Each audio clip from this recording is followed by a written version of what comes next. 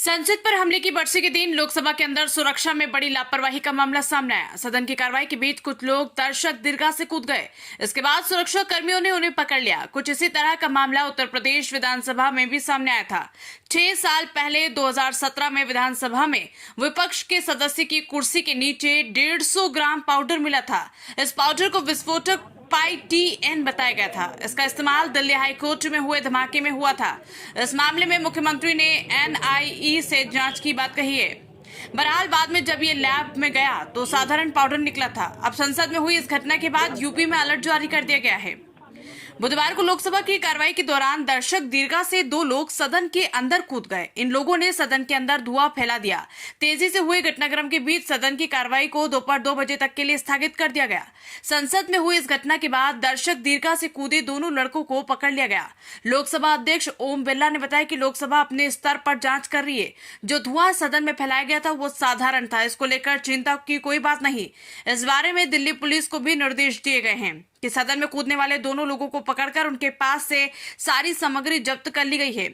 संसद भवन के बाहर प्रदर्शन कर रहे 2 लोगों को भी पकड़ा गया है। लोकसभा अध्यक्ष ओम बिरला ने कहा कि सदन में शून्यकाल के दौरान दोपहर करीब 1 बजे दर्शक दीर्घा से 2 व्यक्ति सदन में कूदे और इनमें से एक व्यक्ति एक मेज से अगली मेज पर तेजी से कूदते हुए आगे की ओर भाग रहा था।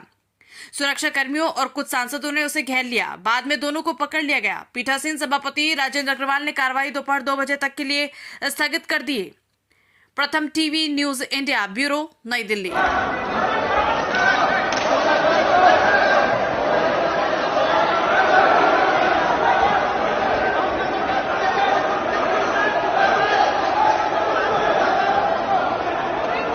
मेरे साथ हैं बीएसपी सांसद मलूक नागर जी। सर, क्या हुआ हाउस में और कितना बड़ा ये सिक्योरिटी ब्रीच?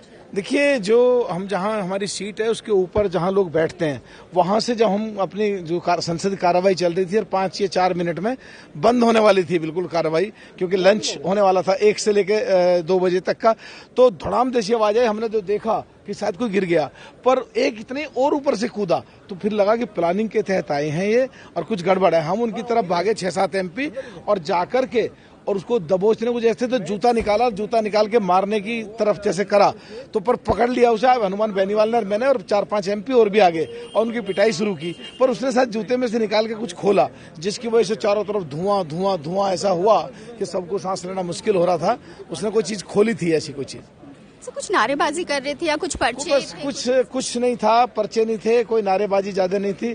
बस तानाशाही नहीं चलेगी, तानाशाही कुछ शब्द समझ में आ रहा था बस। उस समय कहाँ सुनने का था, जान कैसे बचे, मौत सामने दिख रही थी, ऐसा लग रहा था।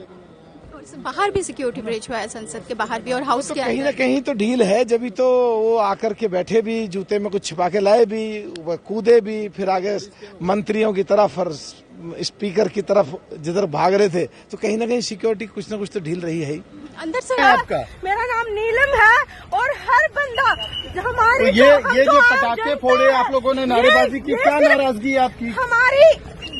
हमारी भारत सरकार है, जो हम पे ये अत्याचार हो रहे हैं, हम अपनी हकों की जो बात करते हैं, लाठीचार्ज करके हमको अंदर डाला जाता है, टॉर्चर किया जाता है, तो हमारे पास कोई माध्यम नहीं। कोई डायरेक्ट वजह है, कोई वजह है, किसी संगठन से हैं आप? नहीं, हम किसी संगठन से नहीं है, आम जनता है, स्टूडेंट है हम, क्योंकि हम बेरोजगार हैं।